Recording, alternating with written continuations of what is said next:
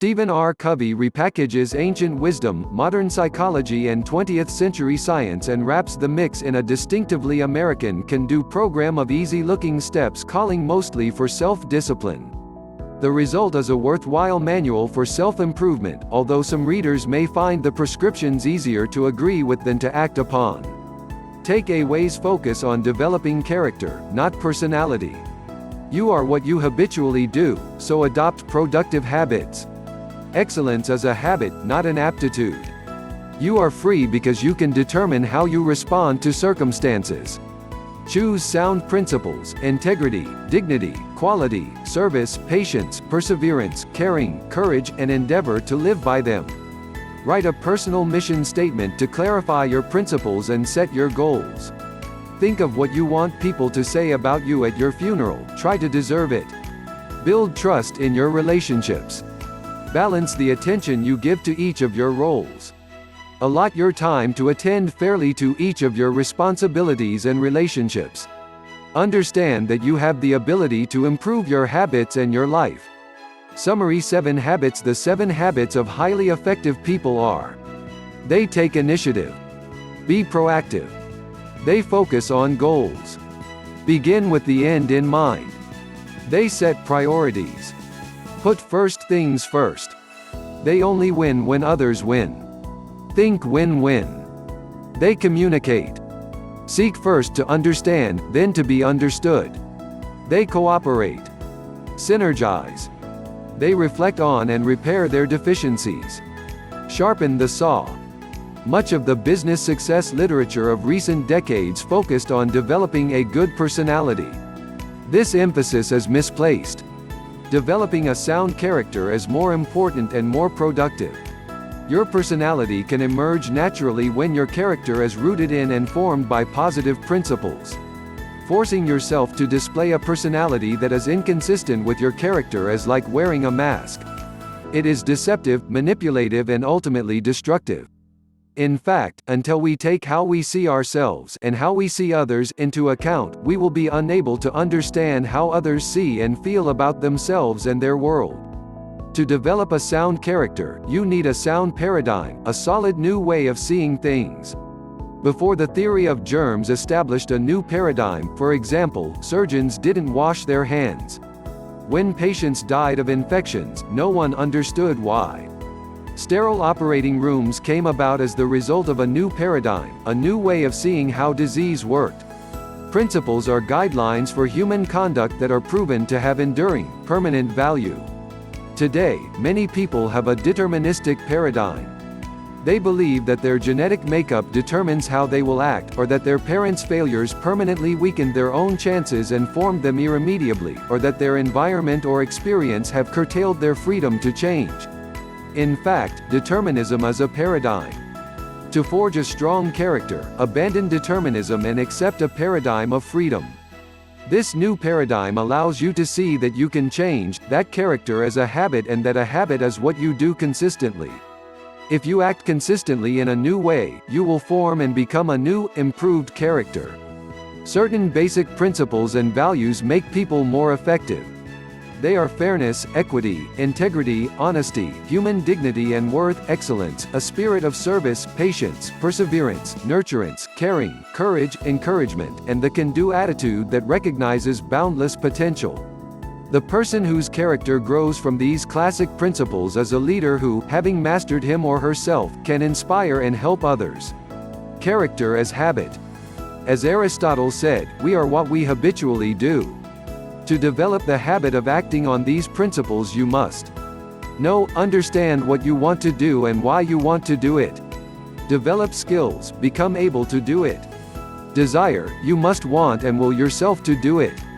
In choosing our response to circumstance, we powerfully affect our circumstance. The most important work is the inner work. When you master your interior self, you will master what is outside of you.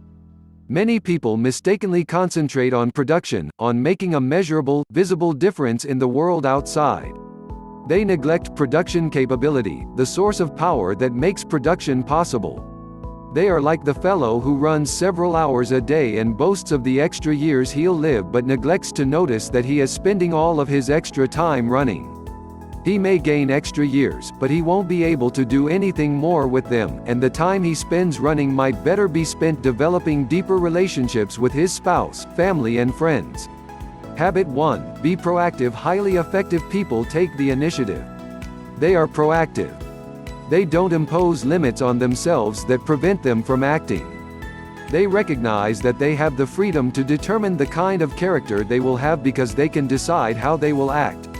They may not be able to control their circumstances, but they can decide whether to use those circumstances or be abused by them. They live by the principles of personal vision. The most effective way I know to begin with the end in mind is to develop a personal mission statement or philosophy or creed. Viktor Frankl was a prisoner in a Nazi concentration camp. His entire family, except for one sister, was murdered in the camps. As horrific as his circumstances were, Frankl recognized that he was free, because he could decide how he would think and act in the midst of the horror. Even when he was a starving prisoner, he visualized himself lecturing in a classroom, telling students about the horror and what he learned from it. His mental discipline made him stronger than the camp guards. He inspired fellow prisoners and even some of the guards themselves. Frankl was proactive. He took the initiative and accepted responsibility for his fate. He recognized that his fate was his to decide. He didn't have the power to walk away from the camp, but he had the power to master it. By centering our lives on timeless, unchanging principles, we create a fundamental paradigm of effective living. Begin to be proactive by speaking the language of initiative and responsibility. Not, I can't do anything, but let's think about some possibilities. Not, that's just me, but I can change the way I am. Not, he drives me up the wall, but I can choose how I'll let him affect me. Not, I can't or I have to, but I will decide and I will choose. Effective management is putting first things first. Proactive people operate in the realm of the possible. They see what they can do and do it. By taking responsibility and acting, they expand the realm of the possible. They get stronger as time passes. They become able to do more and more. They begin by committing to change something interior and may eventually change the world around them. Habit 2. Begin with the end in mind. Think carefully about your goals. Many people spend a lifetime pursuing a goal that proves meaningless, unsatisfying or destructive. You see them on the covers of tabloid magazines, rich, famous, busted for drugs or watching their marriages fall apart. Power, money and fame were the goals that they wanted and achieved, but at what price? Effectiveness is not just a matter of reaching a goal but rather of achieving the right goal. Imagine yourself sitting in the back of the room at your funeral. Imagine what people could honestly say about you based on the way you are now. Do you like what you hear? Is that how you want to be remembered? If not, change it. Take hold of your life. Implement personal leadership. Begin by drafting a personal mission statement that outlines your goals and describes the kind of person you want to be. Think carefully about this mission statement. Examine yourself. See yourself as you really are. Are you self-centered? A workaholic? Money-grubbing? Decide what you need to change and what you want to become. Write the statement. Make a commitment to yourself. Keep that commitment. Habit 3. Put first things first. You have the power to change who you are, but that means changing how you act. Never let your most important priorities fall victim to the least important. Many people spend their time reacting to urgent circumstances and emergencies, and never invest the necessary effort to develop the ability to prevent emergencies, to exercise personal management. They confuse the important with the urgent. The urgent is easy to see. The important is harder to discern. Emphasize planning, avoiding pitfalls, developing relationships, cultivating opportunities and getting adequate recreation. Don't think about cramming a lot of business into your schedule but rather about making sure that you spend the necessary time on important things. Think of your various roles as a spouse, a parent, a manager, or a community volunteer. Give each role an appropriate allotment of time on your schedule. Don't rob Peter to pay Paul, make sure each role gets its due. Habit 4. Think win-win in marriage, business or other relationships. Exercise interpersonal leadership to make both parties winners. 2 wins makes everyone better off, 2 losses places everyone in a worse situation. A win-lose relationship creates a victor and leaves someone injured. Highly effective people strive for win-win transactions, which make it profitable for everyone to cooperate because all the parties are better off in the end. Any other kind of transaction is destructive, because it produces losers and, therefore, enemies and bad feelings, such as animosity, defeat and hostility. Highly effective people become highly effective by multiplying their allies, not their enemies. A good alliance is win-win. Habit 5. Seek first to understand, then to be understood. Communication is a two-way street. To develop win-win relationships, find out what the other parties want, and what winning means to them. Don't assume you know. Listen. Always try to understand what the other people want and need before you begin to outline your own objectives. Do not object, argue or oppose what you hear. Listen carefully, and think about it. Try to put yourself in the other party's shoes. Think effectiveness with people and efficiency with things. Good lawyers make it a practice to write the strongest possible case they can from their opponent's point of view. Only when they understand the best possible arguments for the opposition do they begin to draft the case from their client's point of view. This tactic is equally valuable in personal relationships or business arrangements. Always understand what the other party needs and wants, and why. Then, when you outline your own objectives, put them in terms that respond directly to the other party's goals. That is acting upon the principles of empathetic communication. Habit 6. Synergize. Cooperation multiplies the power of one. In fact, creative cooperation may yield a force greater than the sum of the parts, just as an arch can support a greater weight than 2 pillars can hold. The arch multiples the power of both pillars. The buzzword to describe this kind of relationship is synergy, which means bringing together a whole that is greater than the sum of the parts. Real self-respect comes from dominion over self. Effective synergy depends on communication. Many people make synergy impossible by reacting from scripts. They don't listen, reflect and respond, but instead hear and react reflexively. Their reactions may be defensive, authoritarian or passive. They may oppose or they may go along, but they don't actively cooperate.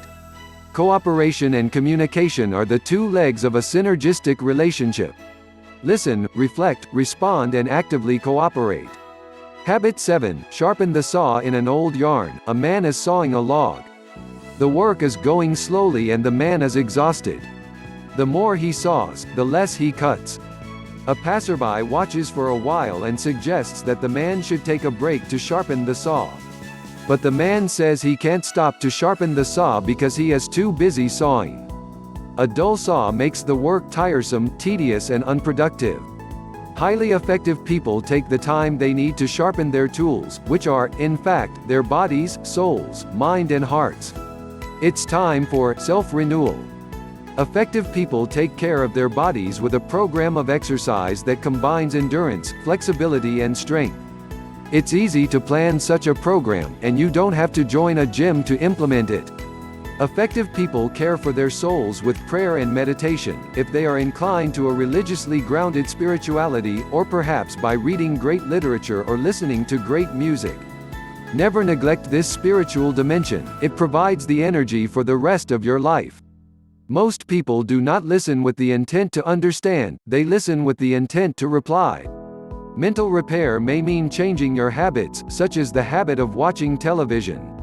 Television watching encourages passive absorption of values, attitudes and dispositions that dull the mind. Read, work puzzles, do math or engage in some challenging activity to keep your mind alert, active and engaged. The heart refers to emotions, which depend greatly on others. Work to develop your heart, your emotional connections and your engagement with other people. Communicate, listen and be undemanding. In everything you do, try to make others better off and put them first. By doing so, you'll transform yourself into a highly effective person.